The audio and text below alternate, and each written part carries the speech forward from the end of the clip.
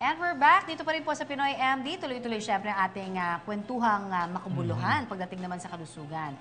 And speaking of makabuluhan, kailangan mo talaga natin inaalam. Hindi ba, Dr. Q? Sabi nga mga kapuso, we should know our number. Sabi nga kapag mataas ang ating alta presyon, ano ba yung pag sinabi mong mataas? Diba? Ano yung numero na yon? At ano rin ba yung mababa? And of course, pagka uric acid, ganun din. Kadalasan kasi tayo, no? Kahit tayong dalawa, nagdedepende tayo sa symptoms kung masakit ang ulo, saka ka lang magpapacheck ng blood pressure. Di kaya, ang sakit ng ulo ko dahil lang to sa pagod ako. Pero nakakalimutan natin na ang sakit ng ulo simptoma yan ng alta presyon. So, kailangan makunan ka ng blood pressure. Tulad sa mga joint pains natin, siguro may mataas ang uric acid ko. Oh my God, so hindi ka na nagpapalaboratory. No? Pero kasi, ang degree ng pagtaas ng uric acid ay kailangan yon sa paggamot din ng isang tao. So, eto na, wag na natin patagalin para lalo po tayong lahat magabayan sa napaka-importanting topic na ito. Panoorin po natin. Ayoko niya, nakaka-arthritis. Ay, nako, ayoko na, nakakasakit ng batok Nakakabaga ng buto yan. Ayoko ma, nakaka-high blood yan. Ang mga laman loob at pagkaing matataba nakatutuksong kainin. Pero kapag may nararamdaman na sa katawan o kaya medyo nagkakaedad na, alam na mga kapuso, awat na muna. Ilan kasi ito sa mga pagkaing nakapagpapataas ng uric acid at blood pressure. Para maiwasan ang hyperuricemia o mataas na uric acid at ang alta presyon, mahalagang maintindihan muna natin kung ano ang mga ito at kung ano ang normal na range sa ating katawan. Unahin natin ang uric acid. Ang uric acid ay mula sa tinatawag na purines o parang mga kristal na namumuo sa ating katawan. Nagmumula ang purine sa mga lamang loob, ilang seafood, at karne. Kapag sumobra ang purine sa ating katawan at di na nasalan ang ating bato, tumataas ang uric acid levels natin. Base sa mga pag-aaral, nakita nila na mga 29 to 30% mostly men, tas 18% dun sa mga babae na hindi pa sila nagme-menopause. Pag after menopause, usually tumataas yung mga pasyenteng mga babae na mataas yung uric acid. Ganito raw ang naranasan ni Catherine noong isang taon nang mamaga at sumakit ang kanyang mga kasukasuan sa kamay at hita.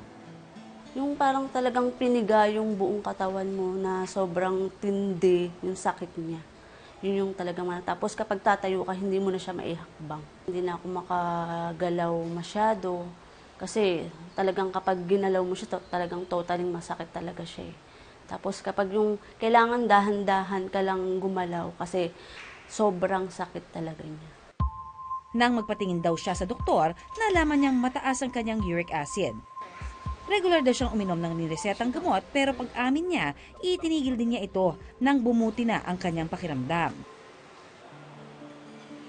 Nito lamang Marso, bumalik ang pagkasakit ng kanyang mga kasukasuan.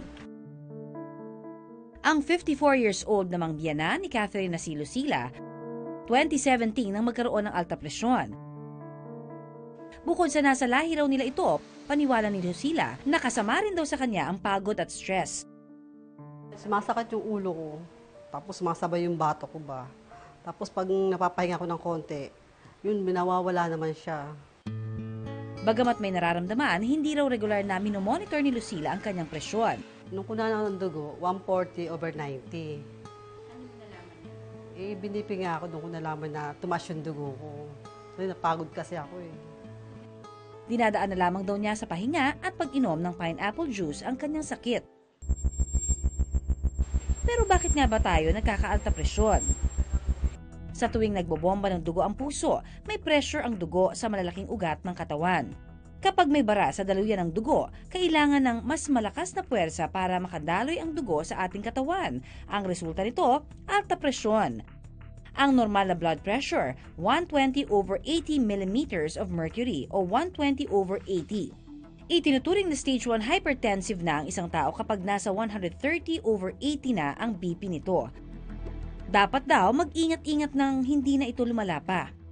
Dapat lahat ng mga tao 18 years old and above, alam nila dapat yung blood pressure nila. Punta tayo dun sa 130/80 hanggang 139/89. So, yung mga pasyenteng yon may chance na mag-develop sila ng high blood. So, dapat pag pag ganun na yung BP ranges mo, dapat mag-lifestyle modification ka na. So, kung mataba ka, kailangan papayat ka. Kung masyado kang kumakain ng maalat, kailangan bawasan mo yung pagkain ng maalat. Tapos, nag-exercise. Ang pagkuha ng blood pressure level, hindi rin daw dapat basta-basta. Kung sa bahay nila kukunin yung BP nila, dapat kukunin nila sa umaga pagkagising. Dapat nakaihi na sila. Kung halimbawa galing sila sa labas, dapat nakapagpahinga na sila 15 minutes. Dapat pinomonitor ito 1 hanggang 2 beses kada taon. Sa kasalukuyan, nasa 110/80 ang blood pressure ni Lucila. Ibig sabihin, normal ang kanyang BP. Maaari raw nakatulong sa pagbaba ng kanyang BP ang pagpapalit ng dieta at pagkakaroon ng sapat na pahinga. Ang blood uric acid test naman maaaring ipagawa sa isang laboratorio. Wala talagang recommendation kung kailan. Kung asymptomatic hyperuricemia ka, usually nakikita yon basically kung meron kang comorbid conditions, yung mga risk factors. Kung obese ka, kung hypertensive ka, kung umiinom ka ng alak, or may chronic renal disease ka. Usually, doon nila kinukuha yung uric acid levels. Pero once na symptomatic ka, usually, minomonitor na yan every time. Para malaman ni Catherine ang antas ng kanyang uric acid, nagpasuri siya ng dugo. Ang normal antas ng uric acid para sa mga babae, 2.5 hanggang 7.5 mg per deciliter. Para sa mga lalaki naman, 4 hanggang 8.5. Si Catherine, nasa 5.4 mg per deciliter ang uric acid level, kaya ibig sabihin, pasok ito sa normal level. Pero dapat pa rin daw itong i-monitor, lalo't kung may nararamdaman siyang mga sintomas. Nagpa-fluctuate yung uric acid levels nila. Depende rin dun sa kinakain nila, sa iniinom nilang tubig, saka kung nag-exercise sila. Kasi malaking bagay yung pag-inom ng maraming tubig, kasi sabi nga natin na ilalabas mo yan sa ihi, yung uric acid. Tapos malaking bagay rin kung nag-exercise ka. Para mapanatiling nasa normal range ang inyong presyon at antas ng uric acid, kailangang umiwas sa ilang pagkain. Kabilang na rito ang matataba, maalat, at mataas ang purine content. Pero higit pa sa pag-iwas sa mga bawal, dapat ay sumunod sa healthy lifestyle na mas ma-enjoy pa ang buhay. Maraming salamat sa pagtutok sa Pinoy MD. Para po sa iba pang kaalaman tungkol sa ating kalusugan, mag-subscribe na sa GMA Public Affairs YouTube channel. And of course, don't forget to hit the bell button for our latest updates.